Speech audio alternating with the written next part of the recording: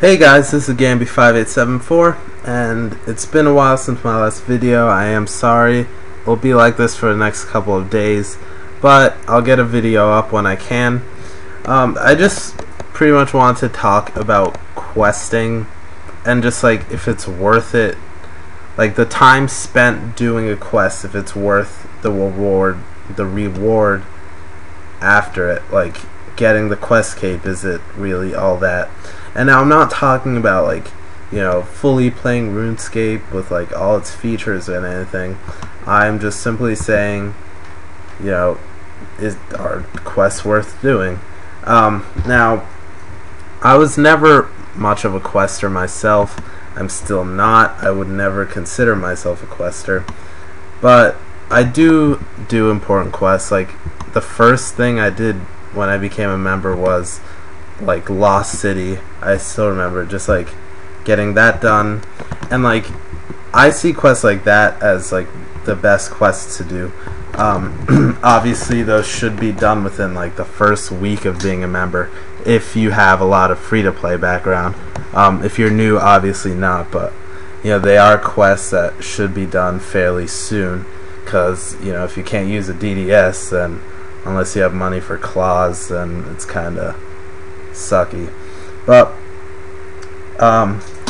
now last summer, like before I quit, kind of those 3 months were dedicated to just building up my character as a member instead of just like free to play for a while and getting a bunch of quests down.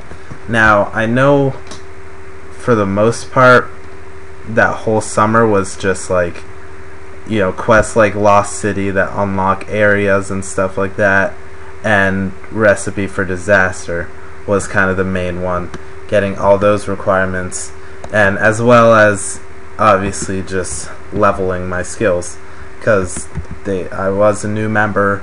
A lot of my free-to-play skills weren't even that impressive, so it was, you know, building most of that.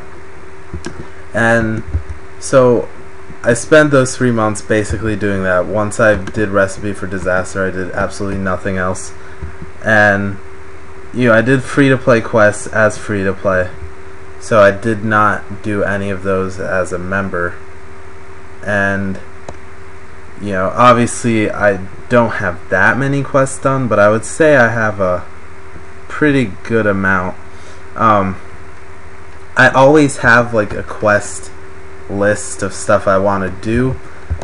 Now, does most of it get done?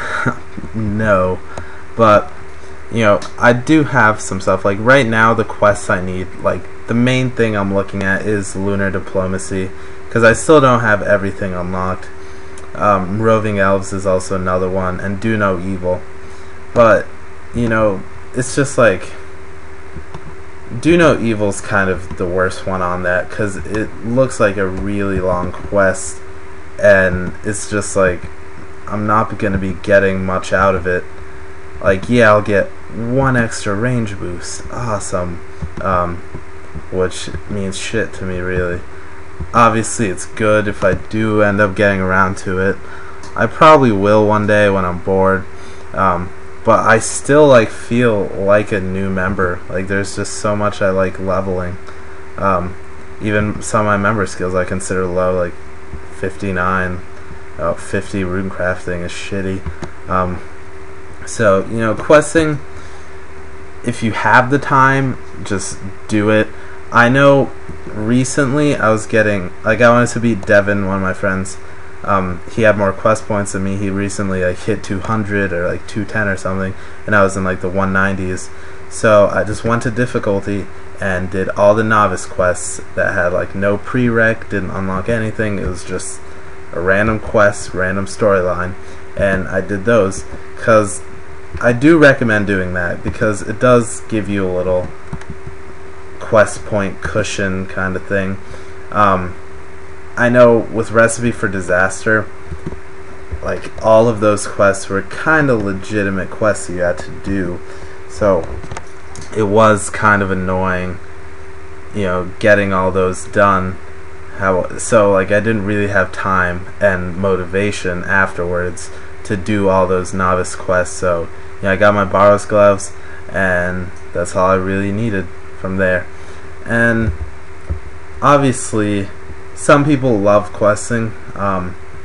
Obviously the quest cape is a very big achievement. There's some like bosses like Nomad, pretty tough. Pest Queen can be pretty tough for some players, and it is something worth showing off, because obviously it's not like a skill cape where you could get certain ones in like a month or two of just buying a bunch of fish or something.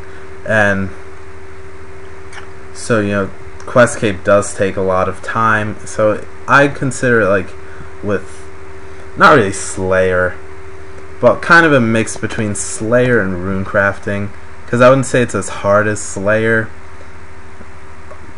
Some people might consider Slayer being easy but just long, but I would consider Slayer a hard skill, because the variety of tasks, you have to be well knowledged and be able to handle all of that. But at the same time, I wouldn't say it takes as long as those skills. Obviously, like Slayer cape, you need pretty much a good combat level or a lot of time for soul wars.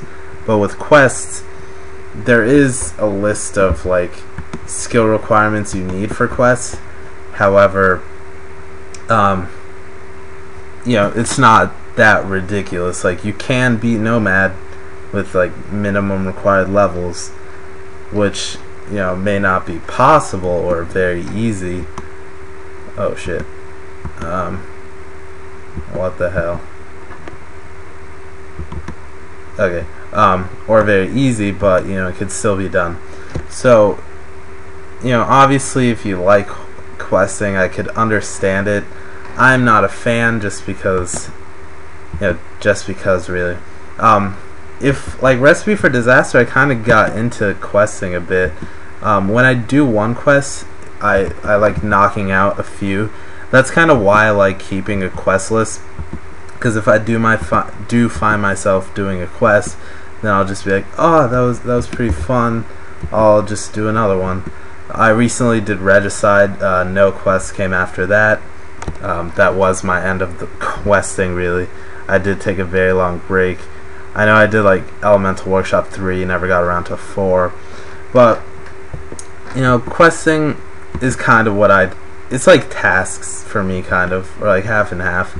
Like you do get some good stuff. You don't need half the quests done to get them all or anything, but at the same time you do need a decent amount to unlock 2 skills. I think Summoning and Herbalore both need quests, maybe. I don't really remember. It was a while back.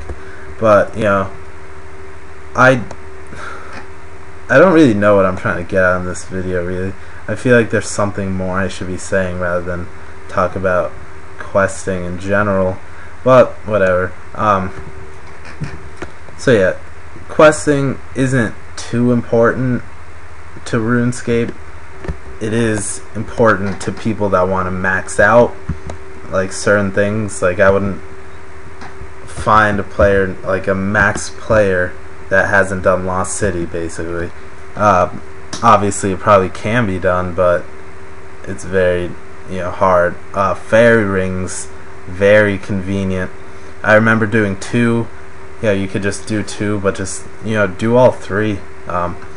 It's so convenient just running somewhere without the staff. And the staff's a little piece of crap. It just gets in your way. Lunar spells, I never find myself in a need to use them. Obviously, like, I'm not too much of a member. I do want to get into PKing, so I will need to, if I ever get the motivation to get 92 or 94, I think 94 magic or whatever. I think Venge is a lunar spell. But other than that, that's about it, really. Quest if you want a quest. There's not too much. I would say just look, like, I know there was a site, it's like Sal's Realm or something. It's very outdated now, but I'm sure Rune Wiki has a list, but just find quests that may give you experience and skills like cook's assistant. If you're starting cooking, that range would be nice, and just unlock areas.